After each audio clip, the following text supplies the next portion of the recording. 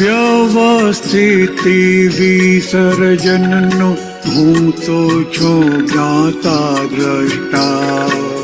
રાગી ઉપયોગે જુએ એક પૂદગલમાં આત્મા.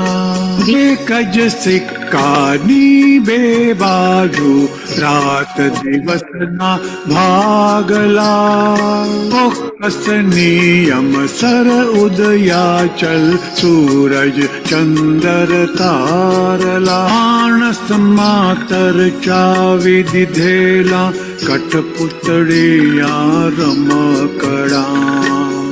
જન્મોના કારણનું ફળ, કાર્ય ઉકલતા ભમરડા. ભૂખ લાગે છે એ અનુભવીએ, સંગની જીવને અનુભવ ગમ્ય. શબ્દોથી નથી સમજાવાતું, કેવળ જ્ઞાન સ્વરૂપાગમ્ય. સંયોગી વિચારથી જુદા, લફરા છૂટા અસંયોગી. હું છું કેવળ આત્મા પોતે, વીણવાદળીઓ સ્વરૂપ યોગી. જીવતા મંદિરોને પૂજે, એવા ભારત કર દાદા. આત્મ સ્વરૂપે હરતા ફરતા, અચળ સચર હો મહાત્મા.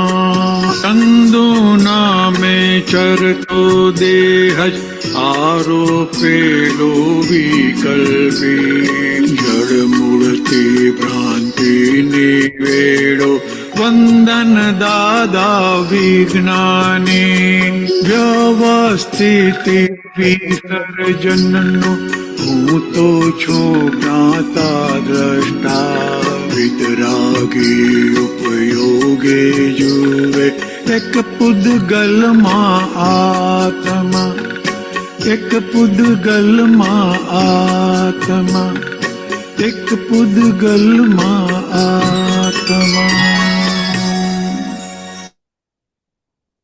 જય સચ્ચિદાનંદ. સંભળાય છે? જય સચ્ચિદાનંદ. જબરજસ્ત પદ છે. દાદાના આખા ક્રમ વિજ્ઞાનનો અર્થ જે કવિરાજે આપણને આ પદમાં આપ્યો છે, એ બે જ વસ્તુ છે, આત્મા અને સંયોગો. એટલે આત્મા અને શરીર કે પૂતગલ, બીજું કોઈ નથી. આત્મા તો એક જ સ્વભાવનું છે બધાની અંદર, જેમાં આપણને ક્યારેય કોઈ જાતની શંકા પડતી નથી. કોઈ જાતનો વિકલ્પ ઉભો થતો નથી, ખાસ કરીને જ્ઞાન મળ્યા પછી.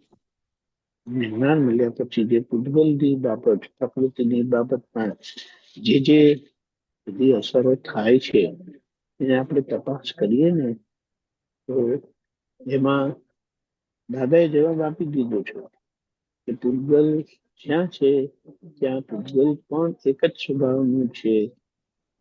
શું સ્વભાવ? એટલે ગલન સ્વભાવનું છે. આ દાદાએ એમના આખા વિજ્ઞાનના અનુભવ પછી આપણને આપ્યું છે સ્પષ્ટપણે, અને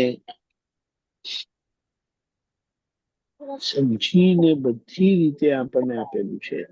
આપણે સમજવાનું બાકી છે.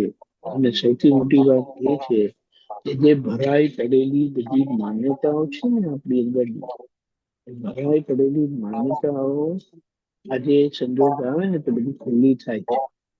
અને એ માન્યતાનું જોર, કારણ કે એ ચિકાસ સાથે વીંટાયેલું, એટલે આ જે ચિકાસ સાથે ખાલી થાય, અને ચિકાસ સાથે ખાલી થાય છે ને, તે આપણને ધક્કો મારી દે છે.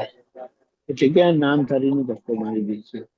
અહીંયા આપણે એટલું જ સમજવાનું છે કે આ પૂતગલને આગળના ધક્કાથી જે બધી ખામીઓ છે ને, એને આપણે રિપેર કરવાની છે.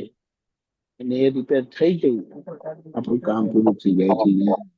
એટલે આ સમજણ સાથે કે આપણે આ ચિકાસ ઓગાળવાની બાકી છે, ચિકાસ ઉગડી ગઈ, આપણું કામ પૂરું.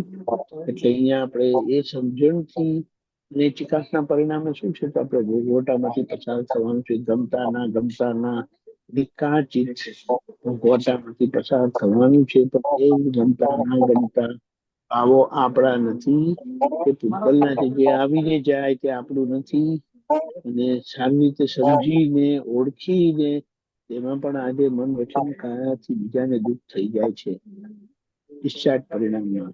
તો તે બધા ભાવોને આપણે ચોખ્ખા કરવાના છે. એટલે કીધું અપ્રતિક્રમણ અને પ્રતિક્રમણના દોષો બાકી છે, તો એના ઉપર લાગી જઈએ અને આ અનુભવ આપણને સ્પષ્ટપણે રહેશે. જય સચ્ચિદાનંદ.